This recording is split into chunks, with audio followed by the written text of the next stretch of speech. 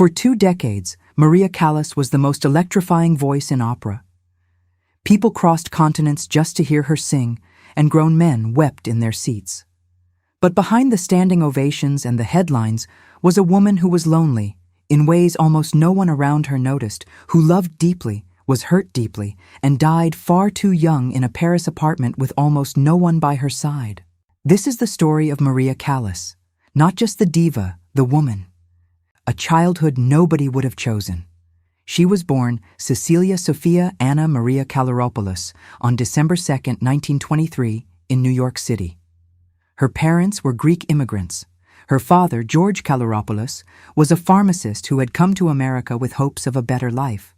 And her mother, Evangelia Dimitriadou, was a woman of fierce ambition who had very specific ideas about what her children were going to become. From the very beginning, Maria's childhood was shaped by things outside her control. Her parents' marriage was deeply unhappy. Her father was a quiet, gentle man who struggled to hold his family together. Her mother was domineering, often cold, and openly favored Maria's older sister, Jackie, who was considered the prettier one, the more graceful one, the one people looked at when she walked into a room. Maria, by contrast, was a chubby child with thick glasses and an awkward manner. She was not the daughter her mother paraded around. She was the one in the background, but she could sing. From an extraordinarily young age, it was clear that something unusual was happening when Maria opened her mouth. Her mother recognized it immediately, not out of tenderness, but out of strategy. If Angelia had always dreamed of a life grander than the one she had, and if Maria's voice was the vehicle for that dream, then Maria's voice would be developed, trained, and put to work. Maria was enrolled in music lessons almost as soon as she could speak in full sentences. By the time she was a young teenager, she was already performing. Her childhood, in the way most people understand the word, barely existed. There were no long summers, no idle afternoons. There was practice, rehearsal, and performance. When Maria was 13 years old, her parents' marriage finally fell apart. Her father stayed in New York. Her mother took Maria and her sister Jackie and sailed back to Greece, a country Maria barely knew, a place where she had no friends, no roots, and no language beyond what had been spoken at home. It was 1936.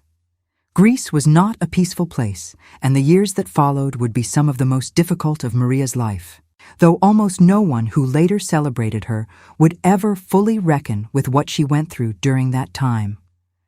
What happened to Maria in Greece during the war years and how she survived them set the foundation for everything that came after. But we'll get to that first. You need to understand the voice, because without understanding what Maria Callas could do, none of the rest of this makes sense. The voice that stopped rooms. There is a problem that comes up every time someone tries to write about Maria Callas. It is the same problem that comes up whenever you try to write about any musician of extraordinary ability. Words are inadequate, but let's try anyway. Opera in the mid-10th century had a very clear idea of what a great soprano was supposed to sound like. The ideal was a voice of power and purity, bright, clear, almost crystalline in its upper registers. Sopranos were celebrated for their ability to hit the high notes with ease, to sail above an orchestra without apparent effort. Maria Callas did not have that kind of voice. Her voice was unusual. It had an almost smoky quality in its lower register, something dark and rich and textured. In its upper range, it could be thrilling in a way that was almost alarming, not just because of its power, but because of the emotion packed inside it. And in between those registers, there was a kind of break, a transition point that some critics actually described as a flaw. But here is what Maria Callas understood that many of her contemporaries did not. Opera is not just about singing perfectly. It is about storytelling. It is about inhabiting a character so completely that the person in the last row of the theater believes every word. She trained under Elva de Hidalgo at the Athens Conservatoire, a Spanish soprano who had herself been one of the great voices of an earlier generation. De Hidalgo saw what was inside Maria immediately and spent years developing not just her technique, but her understanding of the dramatic possibilities of her instrument. By the time Maria made her professional debut in Athens in 1942, playing the role of Tusca at the Greek National Opera, she was 18 years old and already operating on a level that surprised everyone who heard her. But Athens in 1942 was under Axis occupation. The theaters were open, but the city outside them was suffering in ways that were almost incomprehensible. Maria sang through the occupation. She performed in a city where people were dying of hunger in the streets. What happened to Maria personally during those years remained something she rarely spoke about publicly. There were accounts later from people who knew her from biographers who pieced together what they could, suggesting that she endured serious harm at the hands of men who had power over her circumstances during that period. She never addressed these things directly in interviews. She carried them quietly, the way people carry things they have no framework to speak about aloud. What is known is that when the occupation ended and the war in Europe finally closed, Maria Callas emerged from it thinner, harder, and more determined than she had been before. She was going to make it, whatever it cost, and the world she was about to step into was not going to make it easy for her. Segment 6: The Climb and the Price of It. After the war, Maria returned to the United States. She was 21 years old, broke and unknown. New York, which should have been her home, felt foreign to her. She had spent her formative years in Greece. She spoke English but thought in music. She auditioned. She struggled. The Metropolitan Opera, which was the most prestigious opera house in America, turned her down. The story of why and what the people at the Met said about her in those early years is not a particularly flattering one. She was told she was too heavy. She was told her voice was unusual in ways that made decision-makers nervous. She was passed over. It was through the Italian conductor Giovanni Zanotello that she got her break. He heard her sing in New York and offered her a role in the Arena di Rona, the ancient Roman amphitheater in the city of Verona, Italy, which holds tens of thousands of people and is one of the most spectacular venues in the world for outdoor opera. She sang L'Ahio there in the summer of 1947, and the response was enough to open doors that had previously been shut. It was also in Verona that she met the man who would become her husband. Giovanni Battista Meneghini was 27 years older than Maria. He was a wealthy Italian industrialist, a brick manufacturer from Verona who had a deep passion for opera and no shortage of money to pursue it. He heard Maria sing, fell completely under her spell, and made it his personal mission to be near her. He became her manager, her financier, her protector, and eventually her husband. They married in 1949. Whatever Meneghini's personal feelings were, his investment in Maria's career was genuine. He funded her life, arranged her engagements, handled her contracts, and gave her the financial stability she had never known. Under his watch, she did not have to worry about money. She could focus entirely on singing, and sing she did. The late 1940s and 1950s were the years when Maria Callas became a phenomenon. She sang at La Scala in Milan, the most revered opera house in the world, and made it her home stage. She performed in Rome, in London, in Chicago, in Buenos Aires. She sang roles that no one expected her to sing. She took on the bel canto repertoire, a style of opera from the early 19th century that had fallen somewhat out of fashion because so few singers had the technique to do it justice. And she resurrected it almost single-handedly. There is a story famous among opera lovers about a night in Rome in 1949. Maria had been scheduled to sing a particular production, but was also simultaneously contracted for another. Through a complicated series of negotiations, she ended up performing both on the same night in different roles, switching between venues. The logistics were almost impossible. She pulled it off. She also did something else during these years that caused enormous controversy at the time. She lost weight, a significant amount of it. The fuller figure she had carried since childhood, which had itself been used against her by casting directors and critics, was replaced by a dramatically transformed physique. How she did it was the subject of endless rumor at the time. Speculation ranged from strict dieting to more exotic explanations. The truth was almost certainly simpler, though the details were never fully confirmed by Maria herself. What the transformation did beyond the physical was change how she was perceived. Suddenly, she was not just a remarkable voice. She was a figure. She was an image. The word diva, which in Italian simply means goddess, began to attach itself to her in ways that went beyond her singing. And with that image came something else: scrutiny. Relentless, personal, often cruel scrutiny. Every aspect of her life became material for the newspapers. Her relationships, her feuds, her weight, her moods. The press began treating her not as an artist, but as a character in an ongoing drama. She was not always easy to sympathize with in the way she handled it.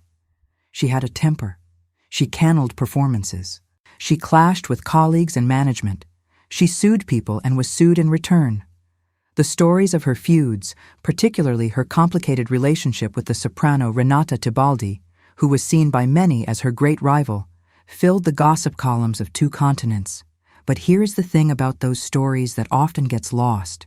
Maria Callas was a woman operating in an industry controlled almost entirely by men in an era when women who were difficult were simply called difficult, with no examination of what was making them that way. The cancellations were often health-related. The arguments were often about her refusing to accept treatment she found demeaning. The feuds were often provoked. None of that fit neatly into a newspaper headline. What was coming next, though, what was waiting for her on a yacht in the summer of 1957, would make every opera feud look like a minor disagreement. Segment 5, Aristotle Onassis and the Beginning of the End. His name was Aristotle Onassis. And if you wanted to design a person who was the exact opposite of everything that Maria Callas had built her life around, you might come close to him. Onassis was a Greek shipping magnate, one of the wealthiest men in the world at the time.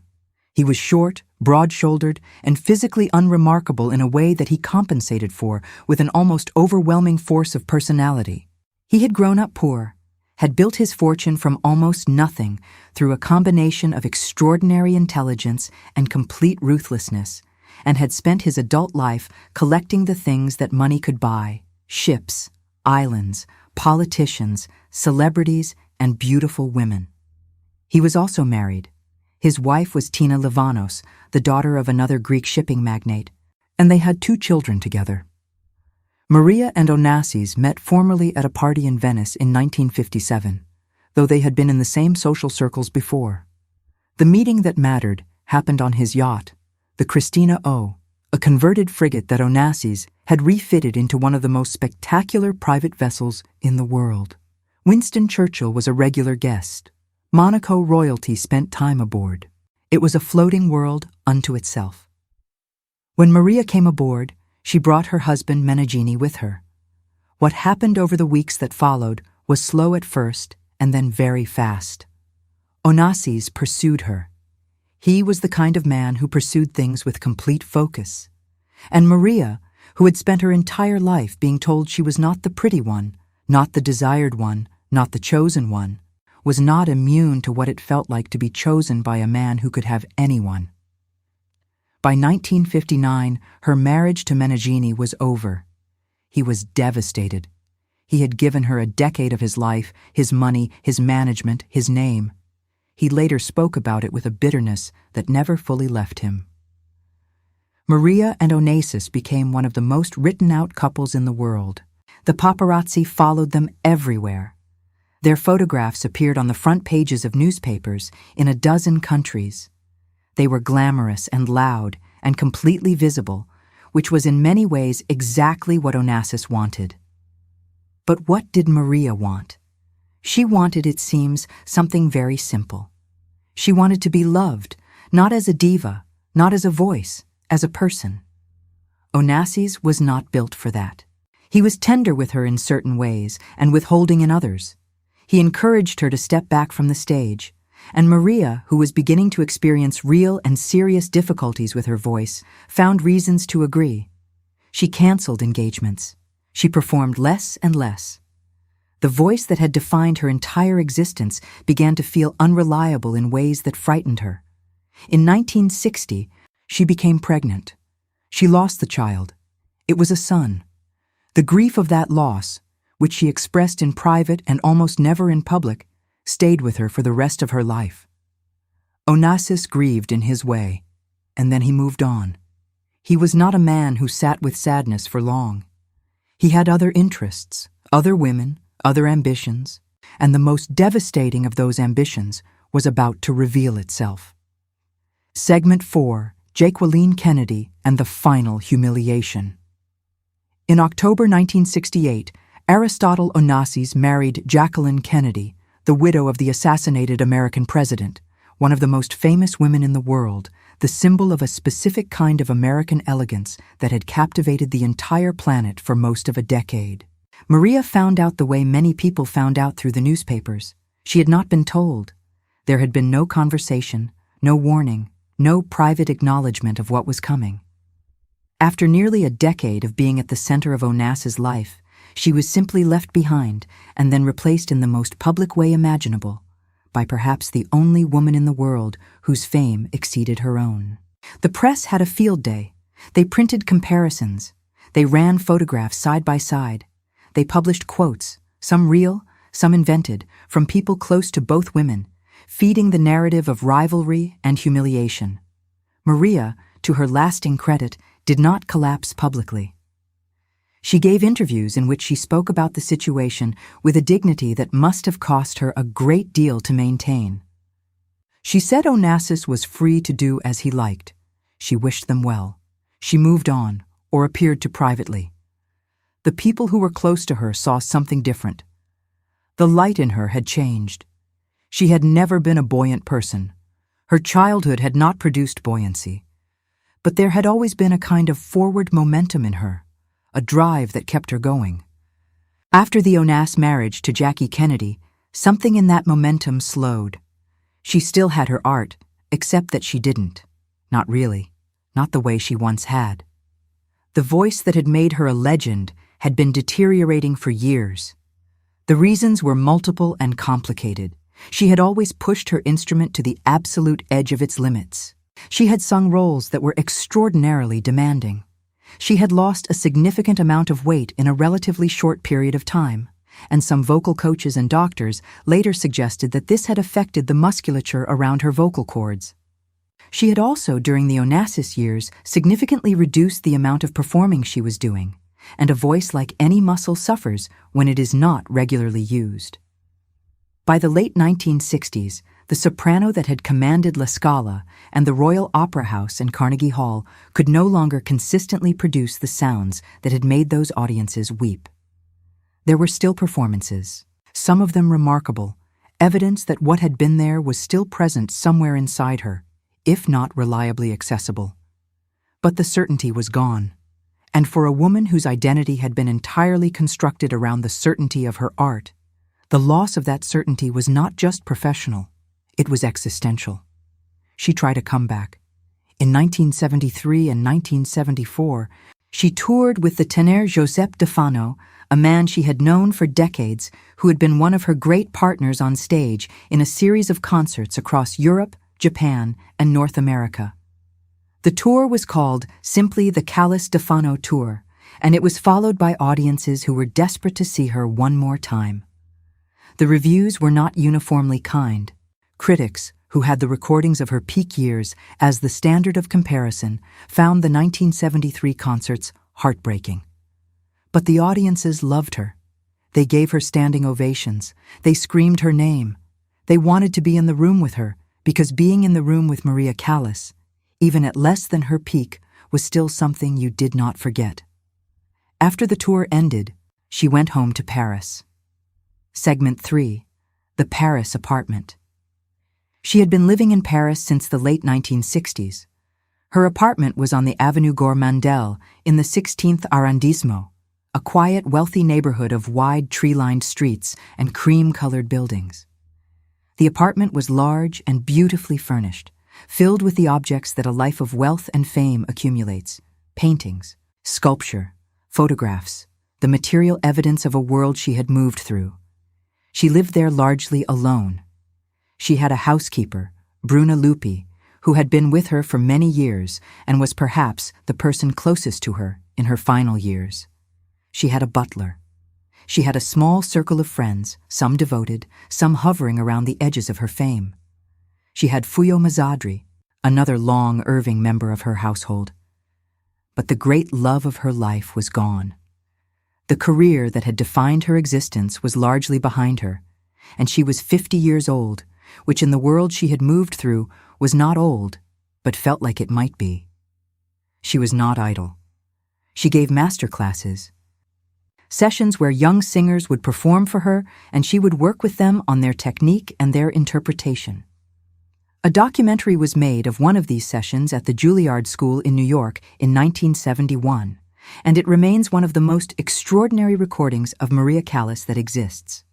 Watching her work with those students, hearing her demonstrate in a voice that was a shadow of what it had been, exactly what she meant. You see something essential about her. She had not stopped caring. She had not stopped understanding. The knowledge was still all there. She was just increasingly locked out of the instrument that had let her express it. She spent time with friends.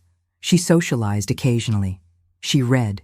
She listened to music, including her own recordings, which she could assess with the detached precision of a craftsman looking at their earlier work. She also, in those final years, spent time with Pier Paolo Pasolini, the Italian filmmaker, who had cast her in his 1969 film Media. They were deeply fond of each other, a friendship of two artists who understood something profound about loss and ambition and the strange distance between what you are capable of and what the world will allow you to do. Pasolini was killed in Rome in November 1975 under circumstances that were violent and deeply disturbing. Maria was shattered by his death. Onassis himself died in March 1975 of respiratory failure. Whatever she felt when she heard, and she must have felt something vast and complicated, she kept it private.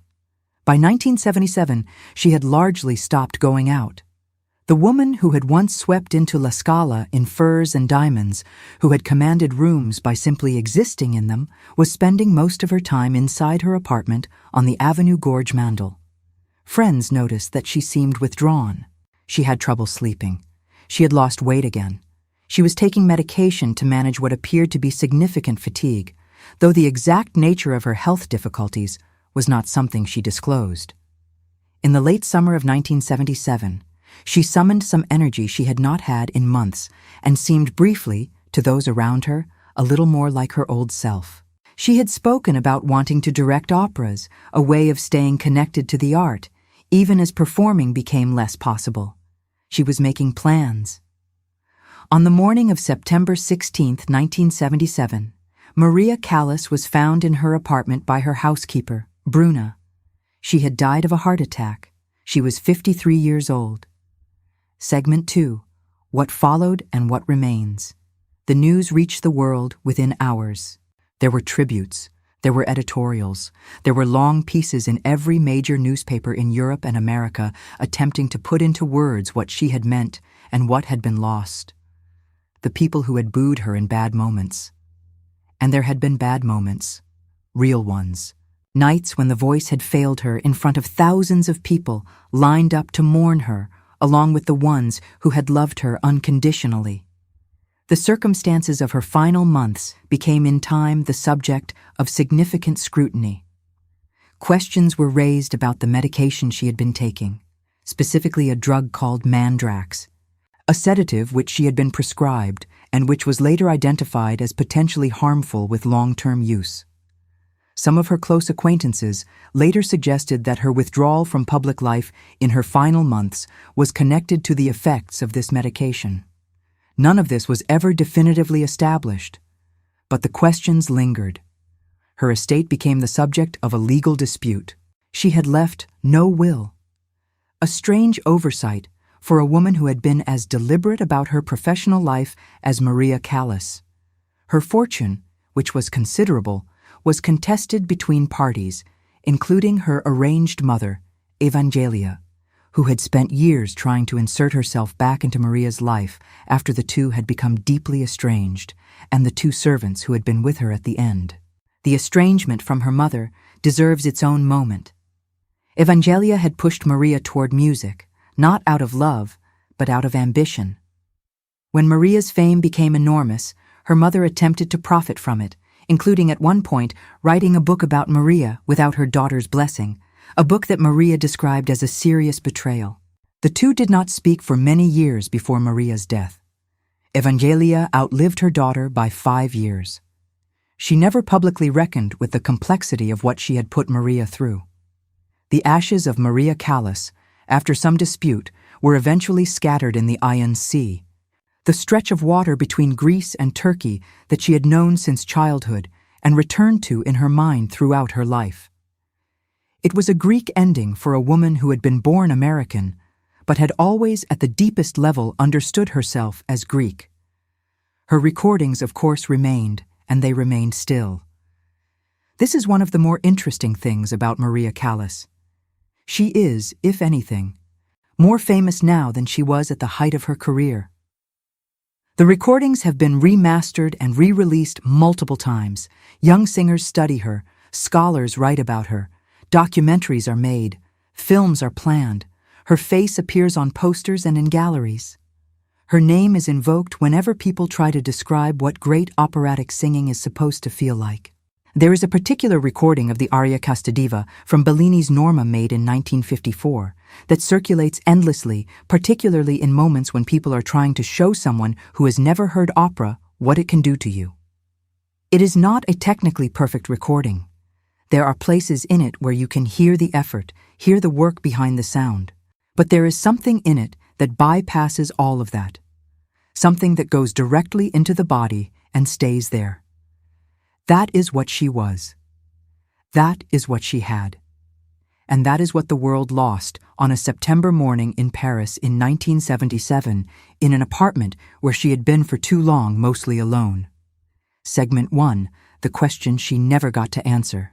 There is something that bothers you if you spend enough time with the story of Maria Callas. It is not the obvious tragedies, the failed love affair, the lost child, the voice that dimmed too soon.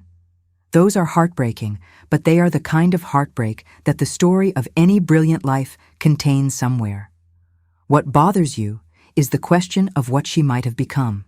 Because Maria Callas died at 53. 53 is not old. The musicians and conductors and directors she had worked alongside, many of them were still working at 70, at 80, at 85. Leonard Bernstein, who knew her, lived to be 72 and was conducting until almost the end. Carlo Maria Giulini, who worked with her in the 1950s, was conducting major orchestras into his 80s. Maria Callas, had she lived, would have had decades ahead of her. The performing voice might have remained limited, though voices do sometimes recover in unexpected ways, and the science of vocal medicine was evolving rapidly in the decades after her death. But beyond performing, there was so much else. She wanted to direct. She had an extraordinary musical intelligence. She had spent 30 years inside some of the most complex works in the operatic repertoire, understanding them from the inside in ways that almost no one else alive could claim. What she might have done with that knowledge, what she might have taught, shaped, influenced, is a question that simply has no answer. She also never had the relationship she deserved. This sounds sentimental, but it matters. Maria Callas spent her adult life being used by her mother, by men who wanted proximity to her fame, by an industry that extracted everything it could from her gift, and then moved on when the gift became less reliable. She was loved genuinely by some people, but the love she received was rarely equal to what she gave, and she gave in everything she did completely. There is a story told by the soprano Montserrat Caballé, who was herself one of the great voices of the second half of the 20th century, about meeting Maria Callas toward the end of her life. Caballé described an evening spent in conversation with her, and what struck Caballé most was not the legend or the history or the weight of everything Maria Callas represented. What struck her was how ordinary Maria seemed in her need for simple things. She wanted to talk. She wanted to be heard. She wanted company that was not about her fame, but about her as a person. That is perhaps the thing that gets lost most easily in the story of Maria Callas. The legend is so enormous, the voice so singular, the drama so total that the person inside all of it can disappear. A woman who started life as the overlooked daughter, who built herself into one of the most celebrated artists in the world through decades of absolute commitment, who was hurt in ways she never had the language to fully express, and who spent her final years in a beautiful apartment in one of the most beautiful cities in the world, mostly alone. She was 53 years old. She deserved more time. The stage at La Scala is dark now, as it always is when no performance is scheduled. But on the wall inside, alongside the photographs and plaques that any great opera house accumulates over a century of history, there are images of Maria Callas. Mid-performance, mid-phrase, her head tilted back, her mouth open, her entire body given over to the sound she is making. She looks like someone who is not performing at all. She looks like someone for whom the only possible state of being is the one she is in at that moment, giving everything she has to something larger than herself. That was who she was. That was the only way she knew how to exist. And even now, almost 50 years after that September morning in Paris, when you put on one of her recordings, when you find yourself in a quiet room and let that voice come through, something happens. Something you didn't necessarily expect. Something that makes you understand in a way that no amount of reading about her fully prepares you for what all the fuss was about. She was quite simply like nothing else. If you enjoyed this video, please like and subscribe to our channel so you never miss out on more fascinating stories.